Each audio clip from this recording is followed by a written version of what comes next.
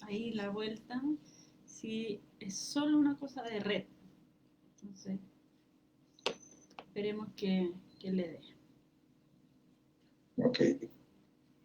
Se supone que en Humana va a aparecer que Humana está emitiendo un programa, está al aire. Sí, debería. Debería ser así, ¿no? Sí.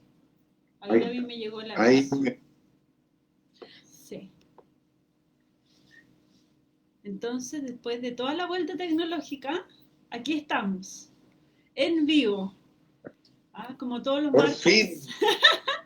Después de mucho intentarlo, hemos derivado nuestro encuentro de los sábados al el Casos y Cosas de los martes. Así es que le vamos a dar la bienvenida a todos los que se conectan con nosotros los martes y por supuesto los que ven este video durante la semana. Sean todos ustedes bienvenidos. Hoy día tenemos mucho que conversar.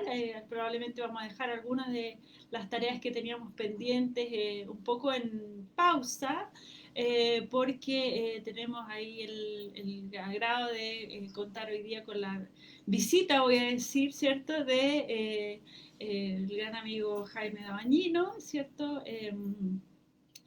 Voy a contar que somos compañeritos de colegio, entonces desde allí que hay este vínculo y que hoy día nos permite colaborar. Estamos siempre desde Humana Clínica haciendo un esfuerzo por apoyar a las personas que están viviendo la cuarentena de distintas maneras. Sabemos que no es un proceso fácil y sistemáticamente hemos ido mostrando distintas formas de apoyar, de sostener lo que esta cuarentena significa. Y una de esas formas es sin duda el acercamiento que hemos hecho al arte, a la música y hoy día a la biodanza terapéutica. Probablemente ustedes a Jaime lo conocen desde otros ámbitos. Yo ahí, Jaime, si quieres tú cuentas un poco más de ti, pero lo que finalmente nos va a convocar, ¿cierto?, es la conversa acerca de la biodanza terapéutica y cómo esta disciplina, ¿cierto?, te ha ayudado o no y podría servirle probablemente a otros que estén pensando en incursionar por ahí. Jaime, muchas gracias, bienvenido, gusto de tenerte. Bueno, Anita, primero que nada, muchas gracias por la invitación y por esta aventura que tiene que ver un poco con este momento que vivimos todos, ¿no? Una manera distinta que inédita. Yo creo que no sé si existe persona en el planeta que haya vivido una pandemia así como la que estamos viviendo. Existieron, pero de esta forma, en este contexto, no lo sé. Y lo que nos ha significado como seres de este planeta, digamos, el tener que adaptarnos a una forma, muchas veces forzosa, de vida, pero además a hacer como una introspección, diría yo, como una revisión de para qué ocurre esto que está pasando, cuál es el sentido de lo que estamos viviendo.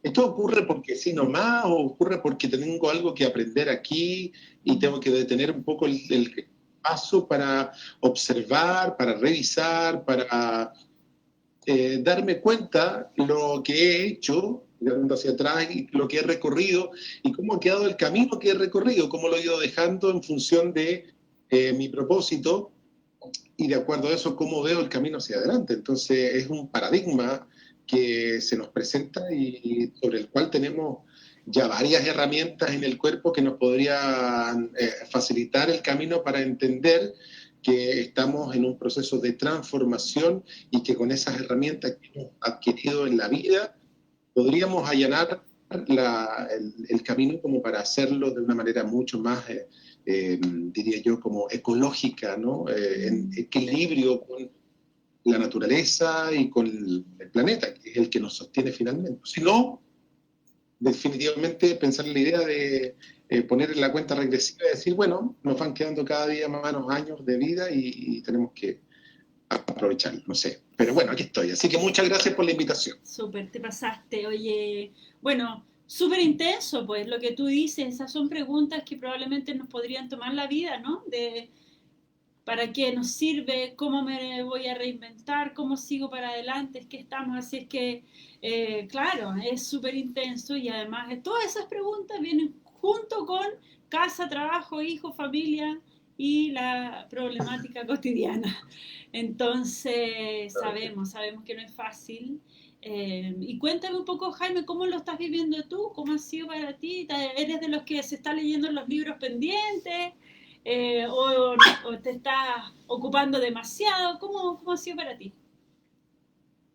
Mira, lo primero que te diría al respecto es que me estoy haciendo cargo del presente y ya no estoy tanto mirando para atrás o mirando para adelante, sino que viviendo el aquí y el ahora, y Mm, lo hago a través de una, no sé si llamarlo metodología, pero la biodanza, a propósito de tu invitación, ujú, la biodanza terapéutica para mí ha sido una puerta que ha abierto una manera de entender la vida y de poder abordarla de una forma mucho más saludable.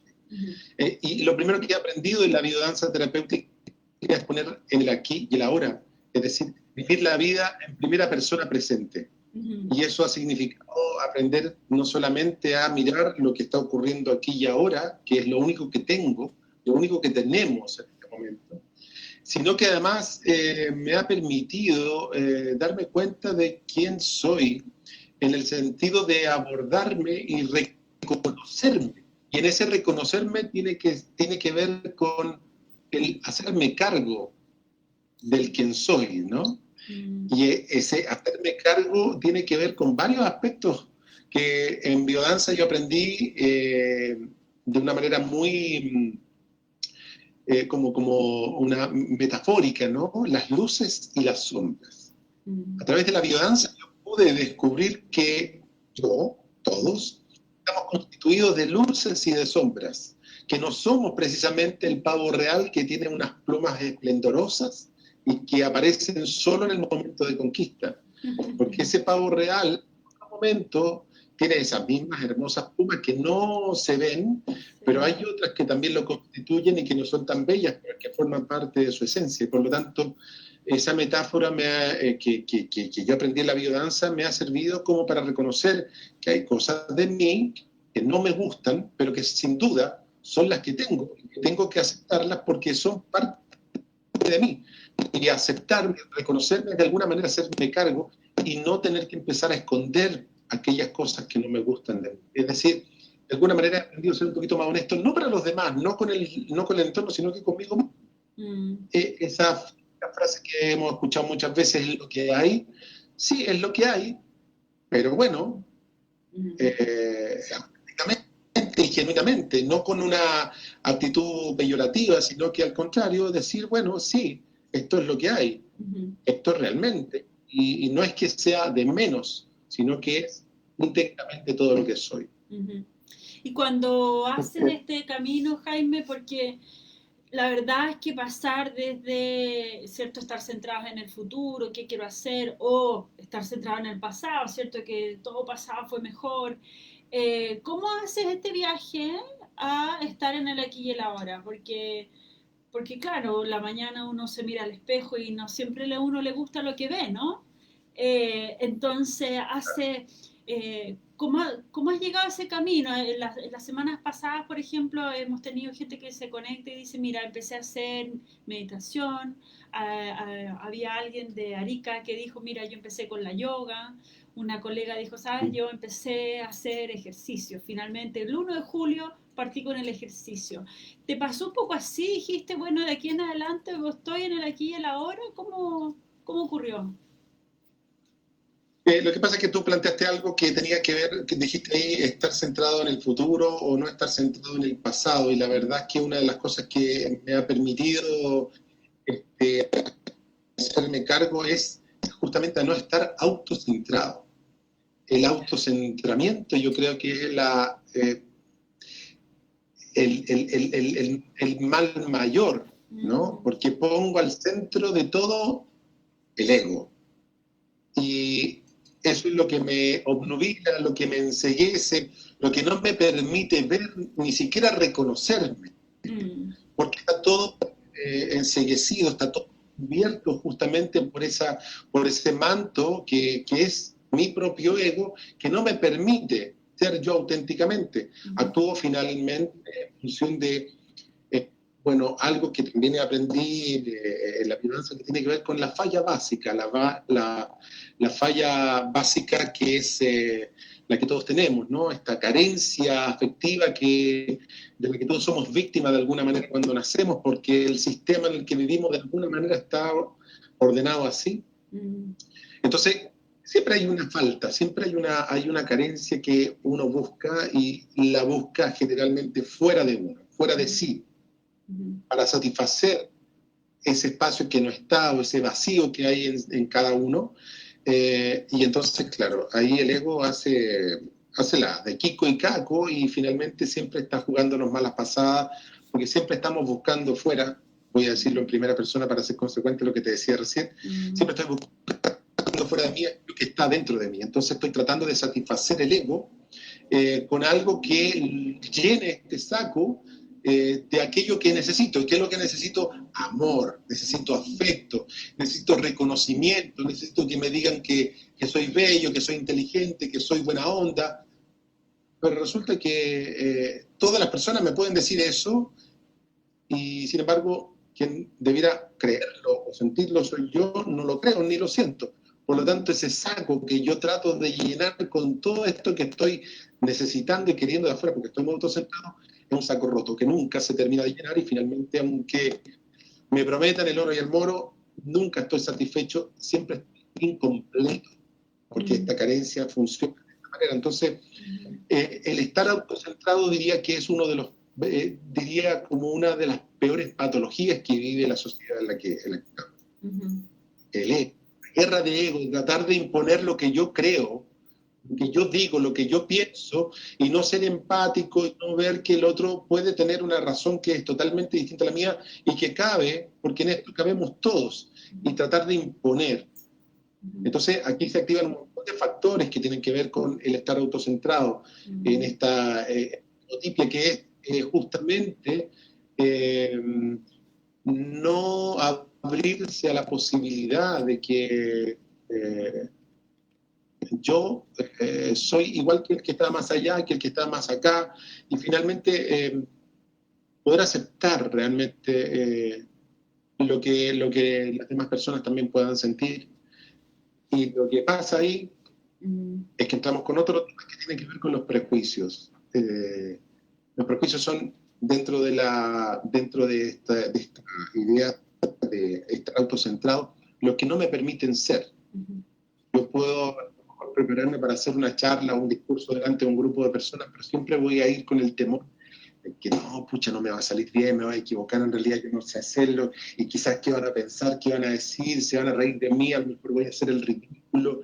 Y finalmente soy yo mismo el que se está poniendo ahí, se está boicoteando permanentemente, porque no quiero salir de ese confort, porque exponerme un riesgo muy grande, sentirme vulnerable. Bueno, ahí está el ego haciendo su trabajo, pero perfecto.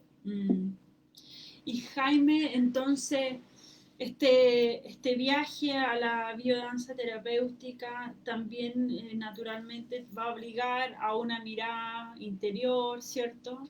A buscar el balance, a ir despojándose de las propias barreras, ¿sí?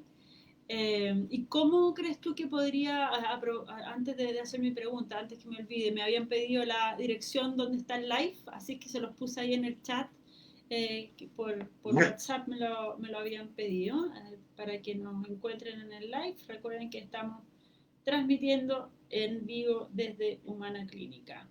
Entonces, te decía yo, este viaje de la biodanza, nos encontramos, ¿cierto?, con una mirada más interior, más armónica, despojarse de los propios obstáculos. ¿Cómo vas haciendo la práctica de la biodanza? ¿Cómo ocurre? ¿Es una cosa individual? ¿Lo practicas en grupo? ¿Cómo funciona? Primero, decirte que la biodanza es un sistema de reparación afectiva. Es un sistema creado por Orlando Toro por allá por el 1970 aproximadamente. Es una serie de llamémosle experimento, me gusta más decir una serie de vivencias que son las que recoge Rolando Toro en esta creación, digamos, y en esta investigación.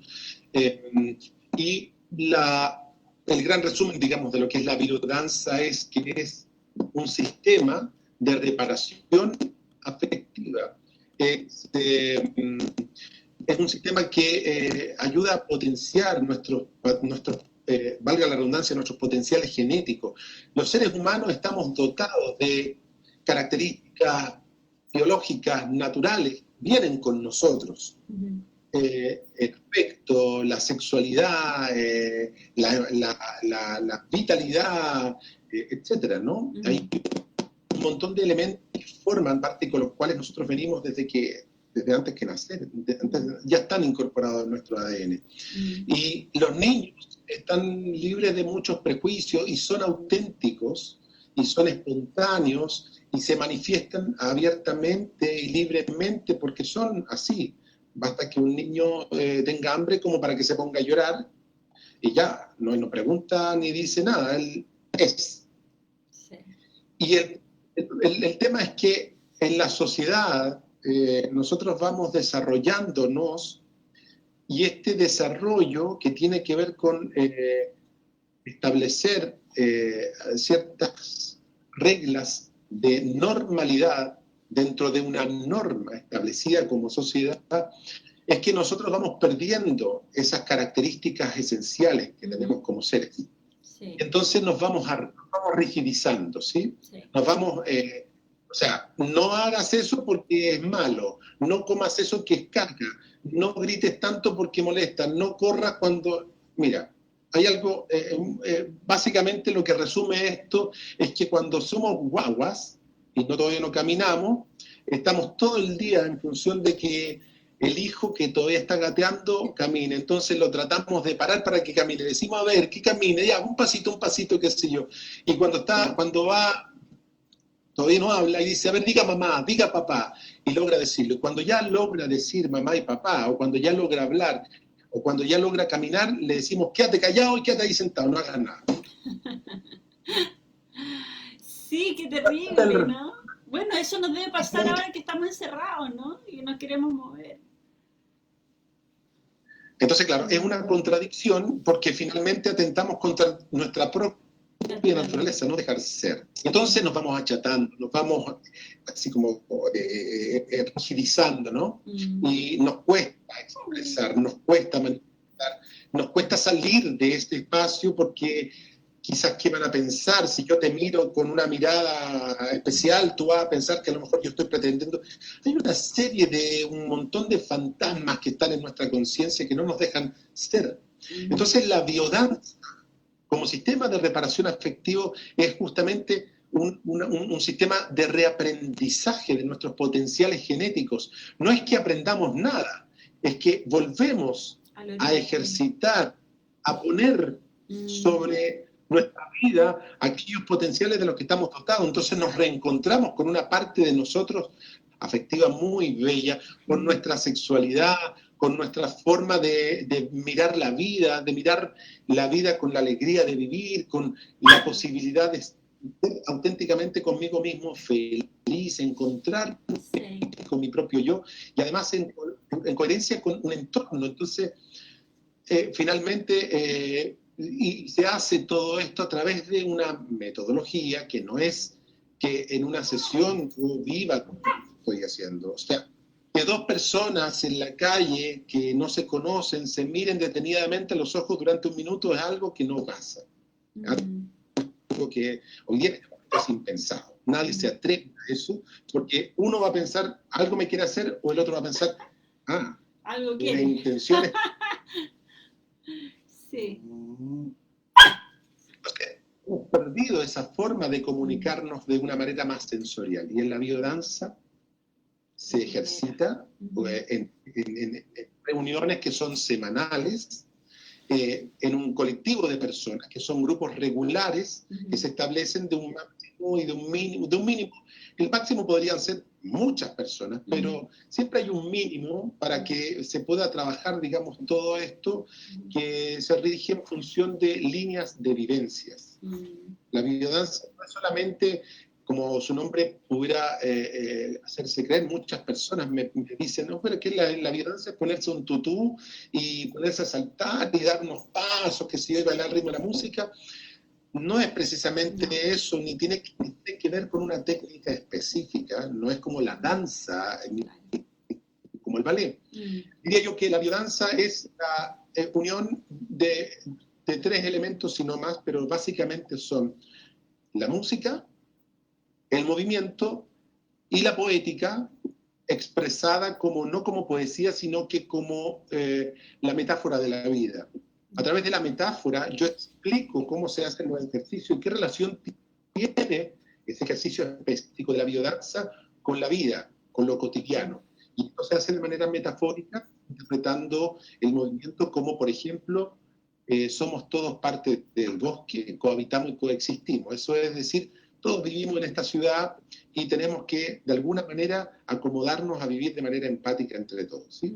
Y usé una metáfora simple para explicar un poco cómo es que se van haciendo estos ejercicios. Claro. Entonces, la biodanza, una reunión semanal de un determinado grupo de personas con un mínimo de 4, diría yo, a veces hasta 3, pero es difícil, en donde se hacen prácticamente entre 11 y 12 o 13 ejercicios distintos. ¿Sí? Una sesión de biodanza se compone aproximadamente 1 hora y media, casi 2 horas, de casi entre 10, 11 o 12 ejercicios que tienen distintas características y que obedecen a una curva establecida en este sistema creado por Orlando Toro, donde se pasa por distintos estados. Pero antes de llegar a esa curva tenemos que se trabajan líneas de vivencia. La biodanza tradicional, o la creada por Orlando Toro, tiene 5 líneas de vivencia que son las que, con las que se trabaja habitualmente en distintos ámbitos o sea, en distintos lugares no solamente de Chile, en el mundo. Están las líneas de vivencia.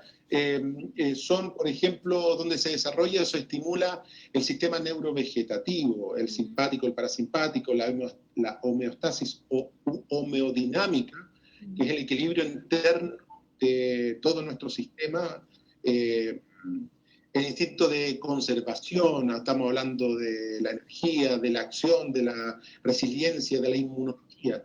Todos estos factores a través de se trabajan de alguna manera en la biodanza.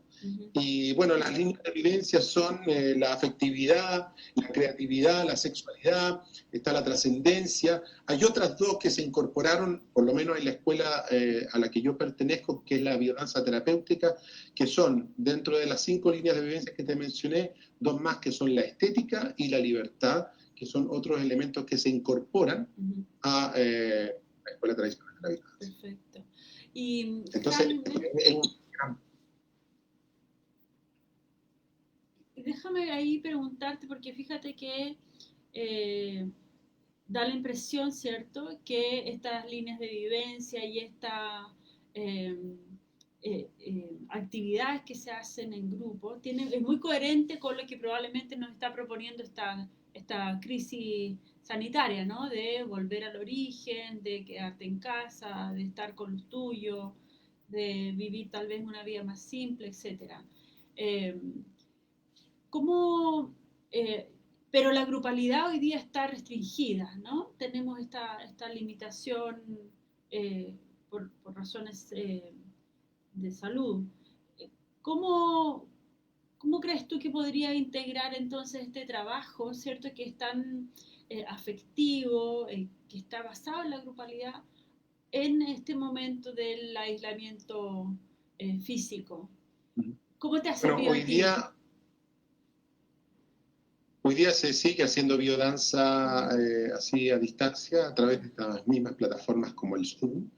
Y es que, bueno, como te decía al principio, la biodanza es un sistema de reparación afectivo, es decir, el vínculo es en esencia, digamos, uno de los factores más, más importantes dentro de la biodanza y dentro del concepto de lo biocéntrico, ¿no? Es poner al centro la vida como un factor preponderante de nuestra existencia, y hablo no solo de la humanidad, sino que hablo del universo, de todo aquello que tiene vida.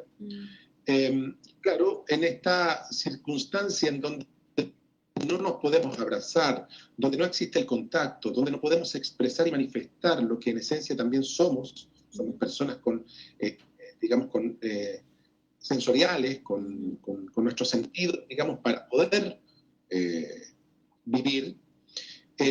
Uno de los ejercicios que tiene la biodanza, que generalmente o tradicionalmente se hace al principio de la sesión, u otras veces también se hace al final de la sesión, se llama relato de vivencia. Yeah. Nosotros en biodanza terapéutica le llamamos diálogo terapéutico, y que tiene que ver con el grupo de personas que está ahí, que participa regularmente de este grupo, en donde más que una expresión física o donde nos podemos abrazar y todo eso, nuestros abrazos más bien son virtuales, pero sí manifestamos nuestra esencia a través de nuestro sentir. Es decir, poder expresar abiertamente en un espacio de contención y de mucho respeto, de una escucha empática, lo que soy, y este que soy puede ser perfectamente de aquellas cosas que me están pasando que no me gustan, por las cuales estoy a lo mejor sufriendo, tengo una pena, pero también cosas que puedo compartir, digamos, en el grupo, que son de bienestar, como de alegría, como de empatía, como de sorpresa y cosas agradables. Entonces, esta mixtura de experiencia, o como nosotros le llamamos mejor, vivencias, son las que nutren finalmente al grupo. Porque en el relato de vivencia, cada quien manifiesta de manera voluntaria lo que quiere. Nadie está obligado a hablar si no lo quiere hacer, y tampoco estamos obligados a contar mayores detalles de lo que vamos a compartir. Exacto. Lo importante es que en esta dinámica terapéutica nosotros usamos también una metodología que tiene que ver con que si tú me quieres decir algo que te está pasando, por ejemplo, que estás viviendo días de angustia porque no puedes salir, porque o no tienes pega, o porque ya estás como con mucha gente en la casa, que esta cosa que no te dejan salir, entonces te ha producido una angustia. Lo que no hacemos en biodanza, por ejemplo, es que si tú estás contando eso, yo te diga, ¿sabes? Anita, lo que tú debieras hacer es... Claro. No podemos recomendar, porque en este grupo no hay una... ¿cómo se llama? Somos todos, estamos en el mismo nivel, no hay unos que sepan más que otros, ¿sí?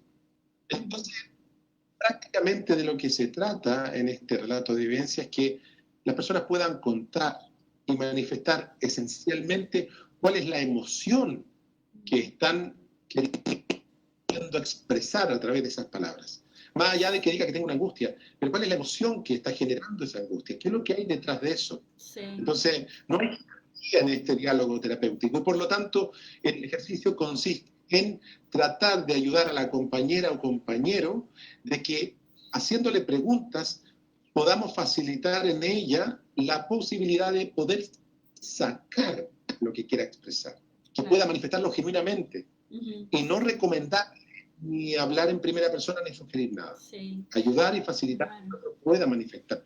Qué importante. Estoy pensando, fíjate, me toca a mí atender varios grupos, también en forma virtual, pero muchos de ellos cuentan de esta dificultad de contar en las casas, en los grupos familiares, lo que les está pasando, y probablemente tiene que ver con esa especie de necesidad o de juzgar o de recomendar, ¿cierto? Que nos cuesta un poco escuchar y dejar que el otro sienta lo que está sintiendo, ¿sí? Como legitimar que el otro está estresado y que frente a la misma situación estamos sintiendo de manera distinta. Entonces tal vez esa sería también una bonita invitación para la gente que nos vaya a ver, que lo piense, que lo intente practicar, ¿cierto?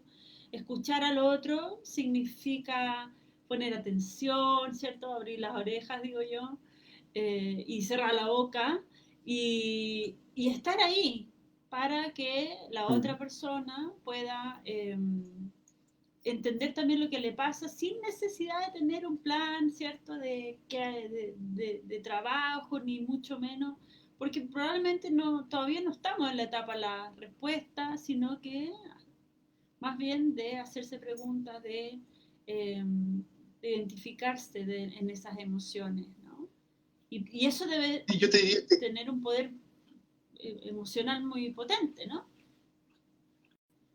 es decir, yo creo que uno de los principales factores que atentan contra la posibilidad de la empatía es justamente el no poder escuchar o no saber escuchar. La escucha empática tiene que ver con que tú puedas terminar todo lo que estás diciendo hasta el final, hasta que tú digas, punto, eso era, y solo entonces yo poder ni siquiera replicar,